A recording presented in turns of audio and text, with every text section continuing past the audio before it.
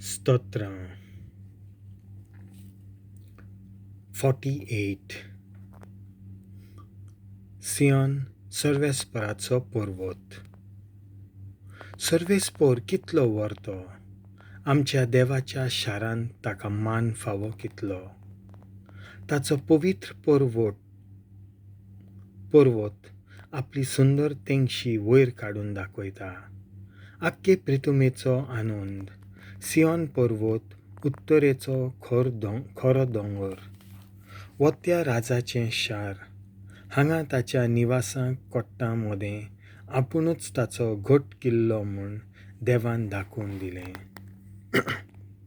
सगळे राजा कबलात करून एकठांय जाले. एकामेकाक हात दिवन मुखार चल्ले. देखोना फुडें ते थोटाक जाले.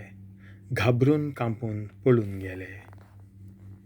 जसो उदेंतीचो वारो झडपो नास करता तार्शिसाच्या तारवांचो तसो थंय राजांचेर आयलो धडधडो बालोंतेराच्या वळवळ्या सारको. आमच्या देवाच्या शारांत देवानूच सदांकाल राखलोल्या दोलबारांच्या सर्वेस्पराच्या शारांत जें आमी आयकल्लें तें आमच्याच दोळ्यांनी आमी देखलें.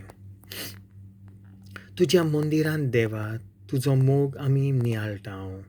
सगळ्या मनशां मदें केदें व्हरतें तुजें नांव तुजें. तशेंच पृथ्वेच्या शिमांक पावल्या किर्ती तुजी, नांव रूप तुजें. तुजे पोदवेचीं कर्तुत्वां मेजूं नजो तितलीं. तुजे निवाडे पळोवन सियोन porvôt भुरकट्टा. जुदाच्यो धुवो मुरगडटात. सियोन शार भितरल्यान पळयात. ताचे भोंवती भोंवडी मारात. ताचे गोपूर मेजून काडात. भोंवतणचीं दुर्गां पळोवन घेयात. ताच्या किल्ल्यांची परिक्षा करात. मागीर नातवांक पोंटवांक खबर दियात असलो आमचो देव म्हूण. तांकां सांगात आमचो देव आनी आमचो फुडारी सासणाच्या सासणांक. देवाचें उतर हें.